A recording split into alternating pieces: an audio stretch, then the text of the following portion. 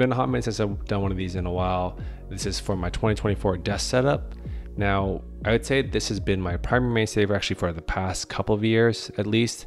And first off, let's start with the foundational piece, the desk itself. This is the fully Jarvis standing desk. Now, I picked this thing back up in COVID when, everything was shut down, and surprisingly, I got it pretty early along the way. So I've had this at least since 2019, technically speaking. So I've had this bad boy for a while, and it's held up very, very well. Now, this is a sit and stand desk. 3-leg extension is what they call it. So 3 legs means there's 3 pieces to the legs. Now, it's great for a sit and stand desk because there's 4 programmable memory set keys here. The first one I use for standing. 1, I think of just standing up, being tall. 2 is for sitting, for whenever I'm just working on the desk directly, need to type on the keyboard and just kind of in the zone. 3 is when I utilize it to pushing the chair in. And then 4, I don't know if I program anything for 4. Yeah, I don't know if I did for 4. But anyway, it's great because it's got programmable keys. It's a touchpad, so it looks pretty clean. And then besides that, the standing portion, the desk itself, the desktop, it's a bamboo top. I got a 48 by 30 inch bamboo top. I wish I had a little bit larger, but because of some real estate in terms of like having desk space layout, 48 was the maximum I could purchase at that time. So that's what I've got. And I think it still works great. If I think I had a larger desk, I end up with more junk, basically just sitting all over the desk, realistically speaking, because this thing gets messy all the time whenever I snack and eat, and I just put it all here. As you can see already, I have my coffee cup here, a second water cup here. So it's not great if it had a larger desk, basically. So if you keep it tight, you're forced to use the space you got. The next big item is obviously the monitor. This is the Alienware AW3423DWF. Monitor names just aren't great in general, but you know what is great is this monitor actually. So I picked this up primarily for gaming. Granted, I don't get to game that much anymore, obviously with the kid and just focusing on work and trying to make YouTube videos. I don't get to game as much, but when I do get to game, this is great. I primarily still play StarCraft, old game, but when I do game, it's great. OLED is nice, obviously. 165 hertz refresh rate is also great, and this is a 1440p monitor, so 2K resolution, and I rock a 3080 Ti on this thing, so it's can't complain too much. It gives me what I want, drives the games to high resolutions, get the RTX going. Chef's kiss, I'd say. But before that, I used to have a side monitor, and I realized I think I could get by with just having a single setup, especially going from a dual 27-inch to a single ultra wide. I think that's perfectly capable and more than enough for my daily use case. I find myself not utilizing the side monitor as I did as much in the past. But besides that, 1440p OLED, 165 hertz, great for gaming. And as for productivity, being in a very bright lit room, it looks great. You don't get the only drawback is you don't get those inky blacks, right? And there's a bunch of glare on it. There isn't a anti-reflective coating on this, so that kind of sucks. But besides that, it still does work pretty great for when I do office work, coding, programming, all that jazz, Excel sheets, whatever you want to name it, Google, YouTube. It works perfectly fine. Now, next item is the desk shelf. So everybody's got those sick, Grove made desk shelves, those Bololo, I don't even know the brand name, but they look obviously amazing, super slick and sweet, but don't want to pay extreme prices for them. Obviously, they're probably crafted very nicely, but I won't cheaped out, but you could pick this up yourself. This is the IKEA Elevin desk shelf.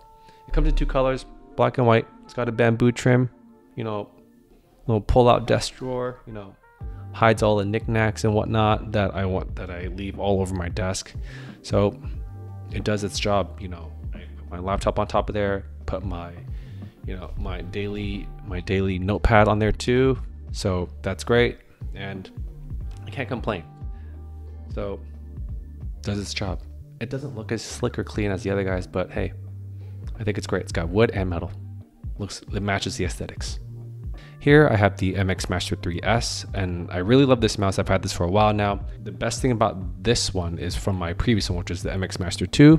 I've loved this series so much that I picked up a 3S primarily for USB-C, as well as it feels great to hold on against my palm. It's got great thumb rest placement too, so that's awesome.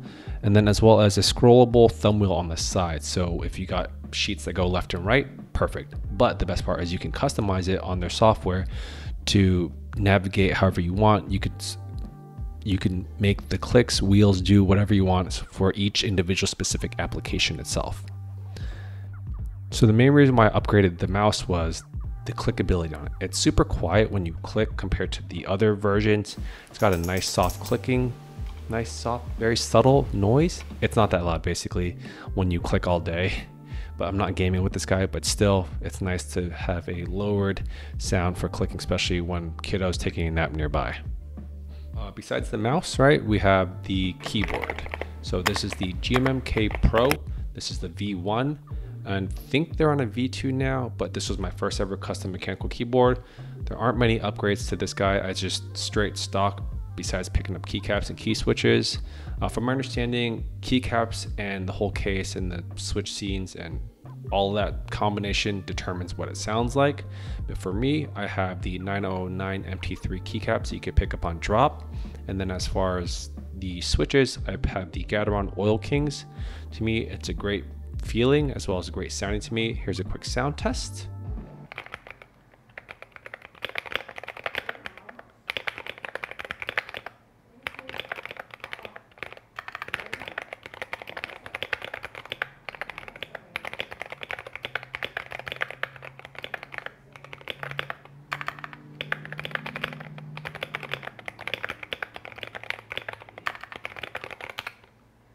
Now as for sound test goes, let me know how to maybe make this thing more thocky sounding or more creamy. I don't know which one I prefer yet, but overall I do like typing on this versus my laptop versus even other old keyboards. And it's great to be able to get into the custom mechanical core keyboard scene, but it does hurt the wallet a little bit. But I might stick on the budget keeps for now. All right. For my headphones, I do rock the AirPods Pro 2. I can't say anything bad about this, honestly. They're great. I just picked these up recently, actually. It's been a while since I've used them. Well, since my AirPods 1 died, but I do love these guys still. Just having the connectivity between all your Apple devices. Obviously, me being an Apple sheeple doesn't help, but having be able to switch between work laptop, personal laptop, my phone, my iPad, right? Like having to be able to jump between all those devices is great.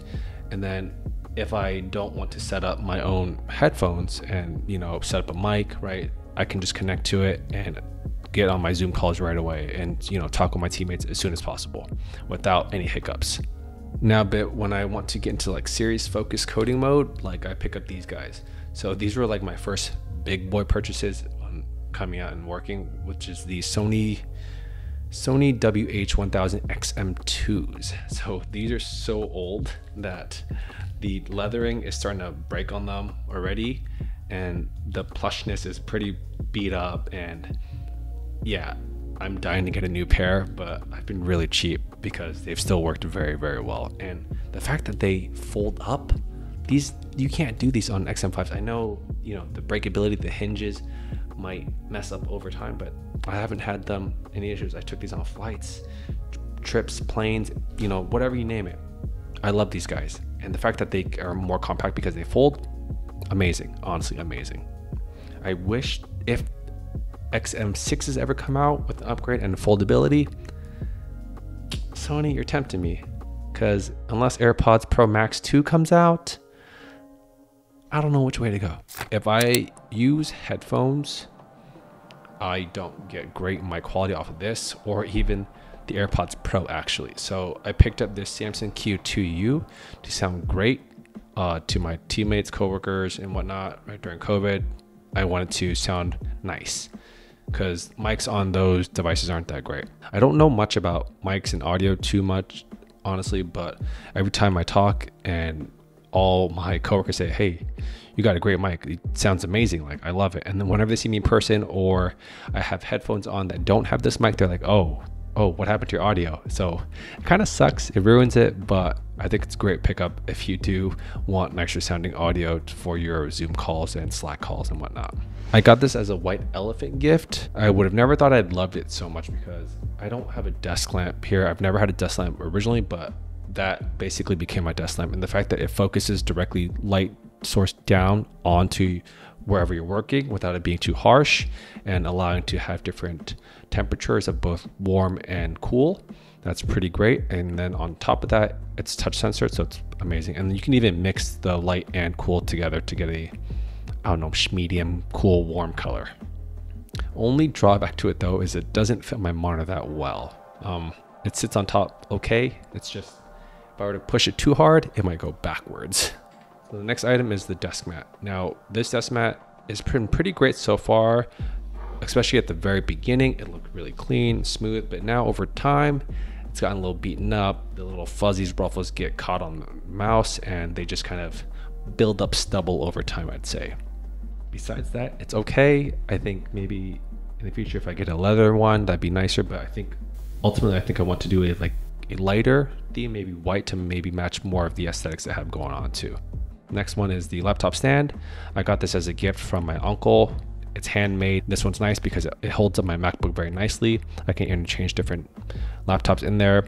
It just looks pretty clean. It looks like it's a Grove made-ish made item, but it's handmade. It's a little special item for me at the end of the day.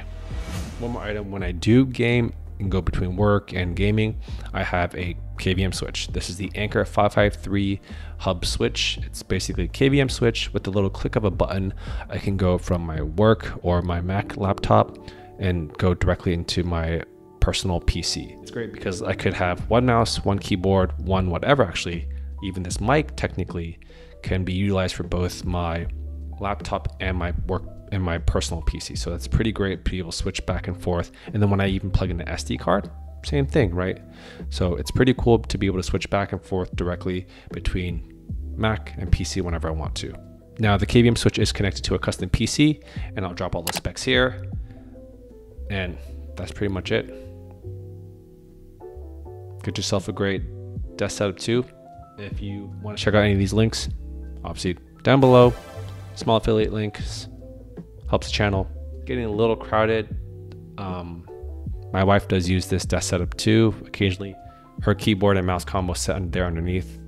And I think we're getting a little cramped on space. So hoping to upgrade this loft area. I'm trying to find a good name for this space. Loft space, the loftus, office space. I don't know. Give me some suggestions for this area. All right, I'll catch you guys in the next one. Peace.